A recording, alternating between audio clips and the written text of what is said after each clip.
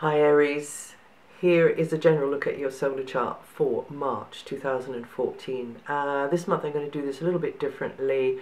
There's a much fuller version of what I'm going to be telling you here on my website, dianagarland.com. You'll find which dates in your sign are going to be most strongly affected by the transits written up on the article for this month, if you're interested. But I'm going to start off here by going into some detail, but not as much detail as you find on my website. So here's the nutshell version for the month for you, Aries. It's a month when relationships and group connections are going to be strongly highlighted. One-to-one relationships are probably going to be quite demanding, at times annoying, a little bit tension there sometimes. Definitely not boring though. But you need to protect your boundaries this month, because over and above external relationships is your relationship with yourself. And whatever chance you get, you should be tucking yourself away to quietly get on with a work in progress, or just nurturing, healing, getting outside of yourself, zoning out, chilling out.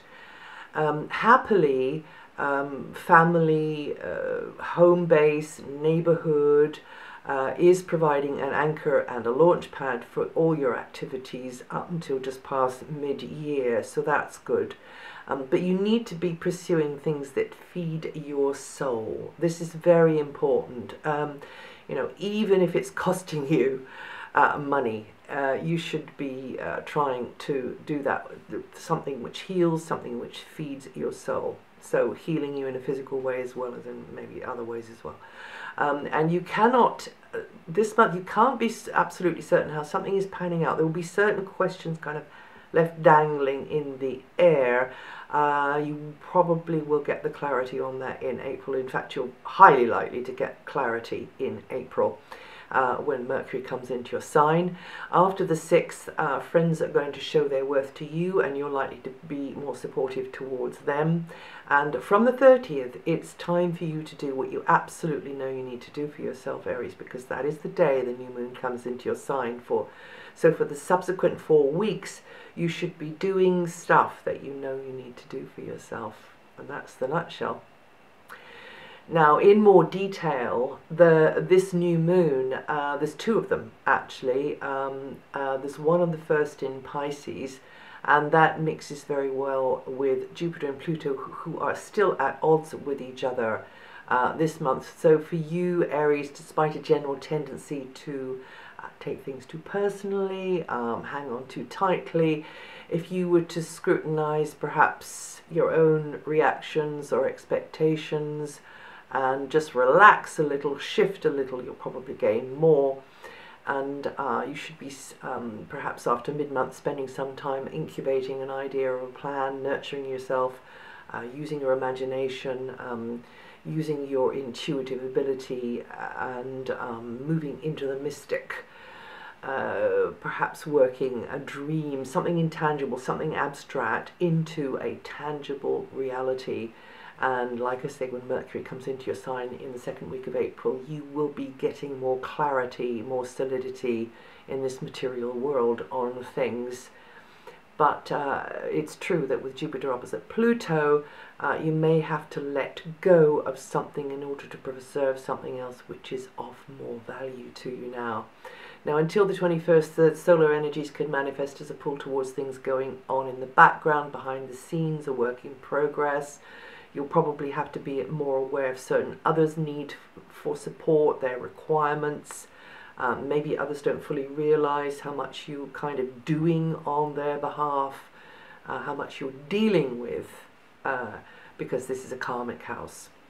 But others, even though you're protecting your boundaries, others are still having their say, as until the 18th, Mercury puts the mental focus upon furthering your aims through who you know, friends, contacts, group associations, and discussions and ideas could have a kind of technical slant. You may be thinking along new and unusual lines. This is a very future-orientated thinking time, so just try to stay flexible and open but unusual information could be coming your way, but maybe it's a little bit open-ended.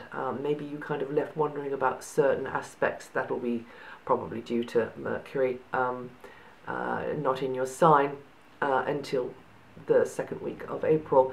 But overall, more involvement within a collective is likely, and that will be very informative. You can pick up little nuggets which are very useful to you. And then from the 18th, Mercury is working from these deeper levels. Your mind tends to become introspective and more open to being influenced, being swayed, a bit more emotional. So you have to be aware of that and not allow the emotions to muddy the waters. Things could be at 6s and 7s, a little up in the air. Maybe you could be working yourself up into a state, imagining this or that or the other scenario. So just try to stay aligned, listen to your inner guidance, hold the vision of how you want it to be, and move beyond what's now getting in the way of your happiness and well-being, both now and in the future. From the 21st is a powerful time for you with the sun in your sign, a good time to take stock, have a review, the dance of life over the past year. You Arians are pretty much up against it at the moment as one of the cardinal signs. Unless you're really right at the very beginning, you've probably been there, done it, and got the t-shirt now. But in general, the way should be clear for you to improve things for yourself personally, definitely being more self-centered. And you can do self-centered, Aries, can't you? You could do a masterclass in that. Now, just watch out for when Mercury lines up with Neptune from the 20th. You know, like I was saying, the waters could be muddied, thinking could get a bit sort of fuzzy, mixed messages, not got the clarity. Deception could be a factor here. Don't kid yourself into a worried state, or indeed, you know, building castles in the air. Make sure that those rose-tinted spectacles are firmly off of your face and, you know, in their box and in your pocket, because it's nice to put them on sometimes. This is a great aspect for the intuitives or artists among you, as ideas will tend to just emerge quite easily from the unconscious. Listen to your dreams. Probably it's a good idea to get more sleep, really, over a March, and plunging into the mystic, you know, as long as you're not doing anything really serious like signing a financial contract. This transit of Neptune or Mercury shouldn't be any trouble to you, but try not to be doing anything which is too heavily sort of materialistic during that time. Venus completes its long transit of Capricorn on March the 6th, where she's been creating more favourable circumstances for you in business or career matters. You know, a really key relationship could have given you kind of a boost, a leg up the ladder of success in some way, whether that's in a professional sense, or indeed whether that's just facilitating you with your goals and ambitions. So a real ally there for you. Venus does indicate female energy, but it can also mean just someone that you click with, someone that you can do business with, someone that you get on with. And people in positions of power could have been looking favourably upon you. It also favours more artistic activities as well with Venus here, and helps you to coordinate with another to achieve the master plan. So you know, with the help of another, or in fact both of you teaming up together and helping each other.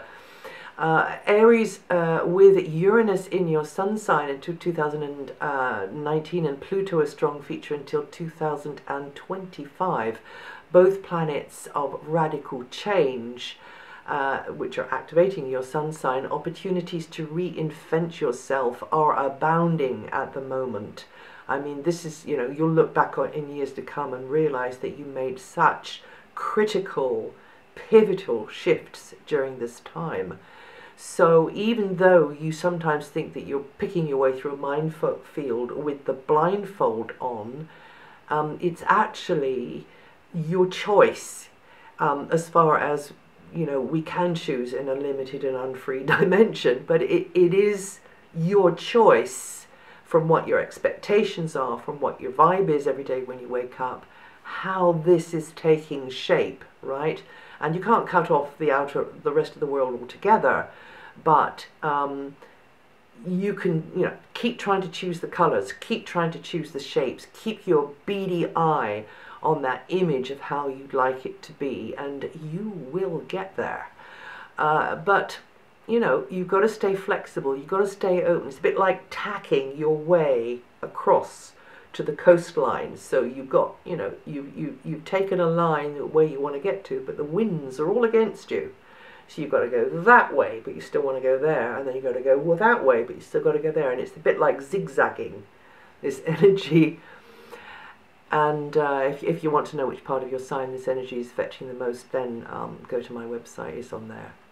Now, Saturn is still in Scorpio. It'll be there until the end of the year, and it's in your 8th house. The 8th house carries the energy of the snake, which sloughs off its skin. Its skin just peels off, and it reveals the glittering colours of the new young skin beneath. And during that time, the snake goes into a sort of like stasis, suspended animation.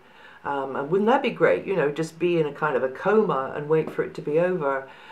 So this is a gear change time, and it's gear changing on many levels, particularly the emotional one, Aries. So that involves you, it's about baggage, about patterns from the past. It's about clearing the decks to make space for the new green shoots. This could also, on another level, revolve around property, finances, relationships, or your own bad habits. Something you just can't give up, and it's counterproductive. So you'll become more aware over this time frame of who or what you can trust, who or what you value the most in your life, and just let go. Clear it away, ditch the old perspective, the old frame, the old standpoint, the old relationship, the old contract, the old agreement, the old place, the old job, whatever it is. It's very much like that. This is to do with snake energy. Yeah,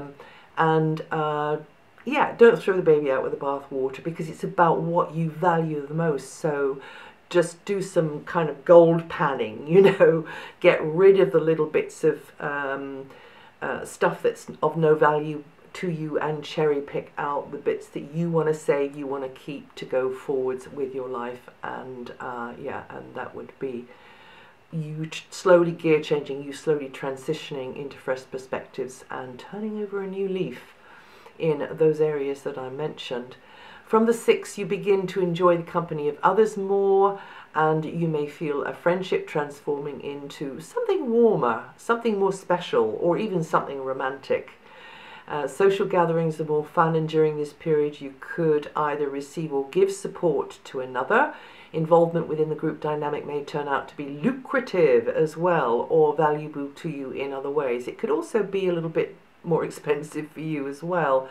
But the Venus energy that's going to be there hasn't got an opinion about which way the energy is flowing. So you could sort of, through your contacts, you could turn the energy around, and through useful contacts, you could actually be in a money-making sort of situation. Until July, Mars, your ruling planet, is transiting your opposite sign Libra, and that's very significant for you. So during this exceptional transit, personal, professional exchanges are likely to be more dynamic and lively. But you kind of, you like that. Because of the agenda of another, or their behavior, or their rules, regulations, they could be more physical demand put upon you to be decisive or to take action in some way. And I'm not just talking about people. It might be an animal, it might be something that somebody or something you're having a relationship with. And you could elicit strong opinions in each other. There could be conflicts sometimes. Mars can be hasty, and you can be too quick off the mark. You can handle somebody badly, or make a false start. Try not to jump in with old guns blazing before you are sure of your ground. And maybe, figuring them out a little bit more. Conversely, they could be handling you badly, and sparks could fly.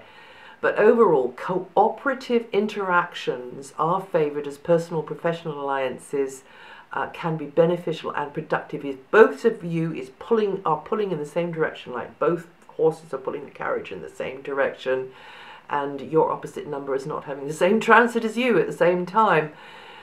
But yeah, just try and slow down. Just be aware of Mars' impatient nature. It's your ruling planet, and of course you probably know yourself that sometimes you don't like to kind of wait. You know, you'd like things to happen more quickly. So just be aware of this hastiness with Mars, and you know, keep yourself safe. And then these one-to-one interactions that you're having can be very productive, and you can cover a lot of ground. Equally, don't let somebody tire you out, because Mars energy can run you ragged, and it might mean that because Mars is there, you're just trying too hard on their behalf, you know. Now, another's willingness to take action with you or for you on your behalf can be invaluable. And if you want to know which part of your sign that Mars energy is affecting most, that's on my website too. Now, until next July, Jupiter is in your home area, highlighting expansion related to your place on the map. So maybe it's not actually where you're living, or maybe it is. Maybe it's somewhere in the locality. Maybe it's a venue or a place that you can get access to quite easily, or quite regularly, maybe I should say.